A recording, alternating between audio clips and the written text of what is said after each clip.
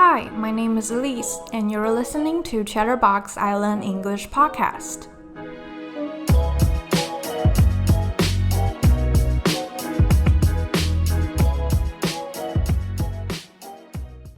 Welcome back to Chatterbox Island English Podcast. I'm your host, Elise. If you're new to this podcast, hello and welcome. This is an all-English podcast, but we don't talk about grammar rules or vocabulary like other English learning podcasts. Instead, we just talk about some easy and everyday topics. And I usually put all the keywords of each episode down in the description, so feel free to check them out if you want to. I hope you'll find this show interesting, and be sure to subscribe if you enjoy the content.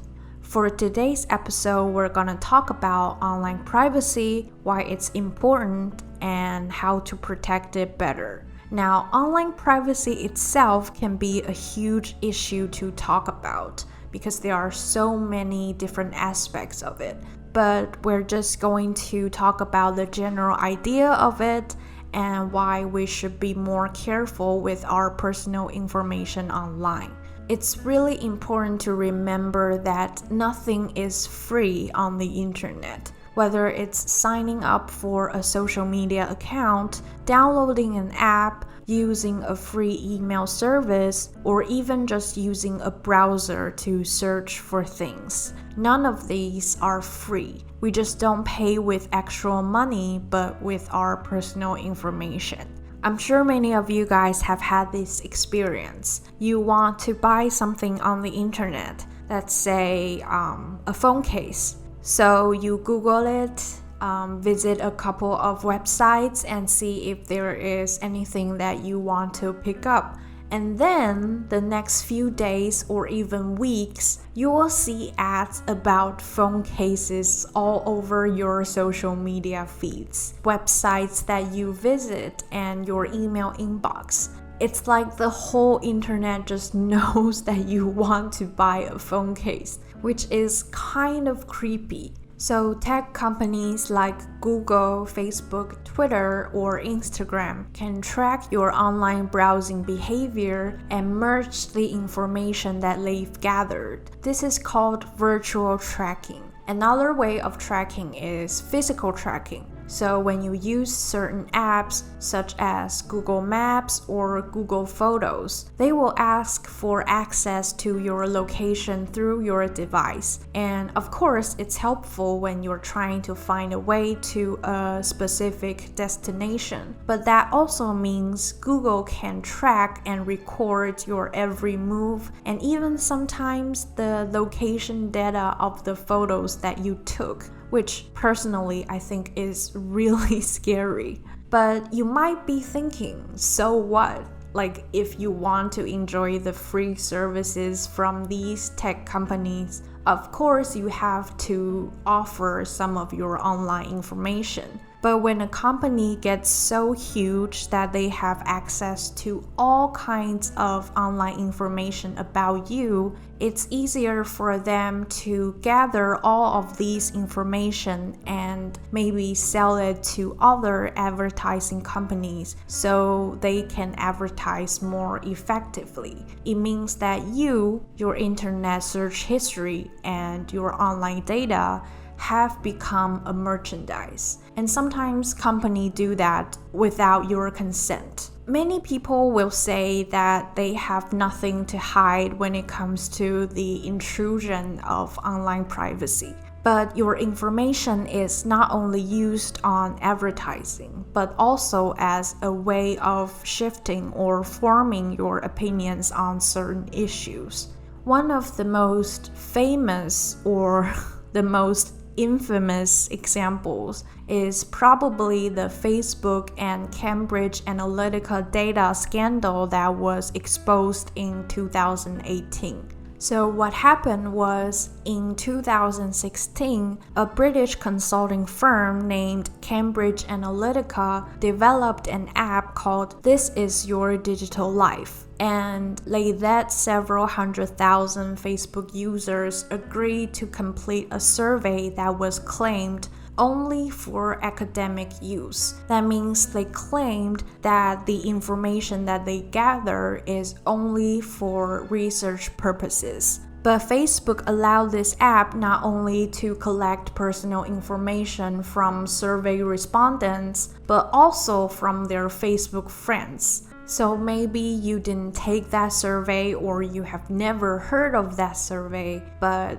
one of your Facebook friends took that survey and then your information was leaked. As a result, Cambridge Analytica acquired data from up to 87 million Facebook users, which later was used to provide analytical assistance to 2016 United States presidential campaigns of Ted Cruz and Donald Trump.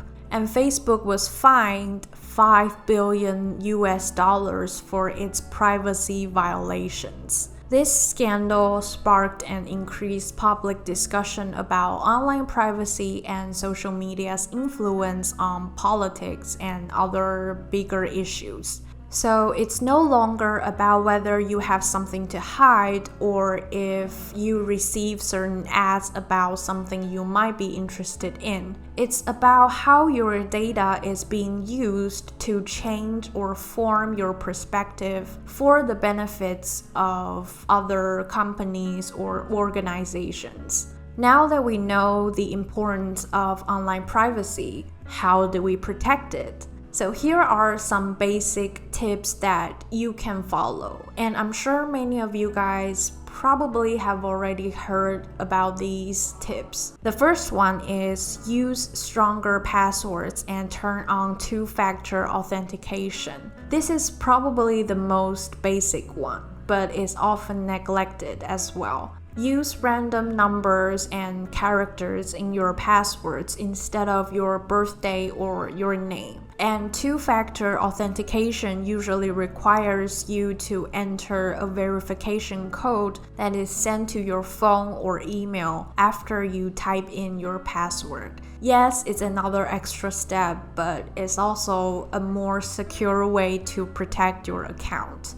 The second one is use an encrypted messaging app. Line or iMessage has end-to-end encryption. That means only you and the person you send the message to can read the message, and no one else, not even the app itself or the company that owns it. But apps like WeChat or Facebook Messenger doesn't offer end-to-end encryption. That means every message you send can be read by the app itself or the internet server that transmits the message. The third one is delete unnecessary or fishy apps. Sometimes when you download an app, it'll ask for access to different information on your phone. Take a look at the settings in your phone and check if any apps have access to information that it normally doesn't need. For example, a GPS app might need access to your location. Of course, that is reasonable and normal. But it probably shouldn't have access to your contact information or your other social media accounts. The fourth one is turn off personalization. Many apps nowadays have built-in ads in them, such as Line, Facebook, or Instagram. They all have ads in them.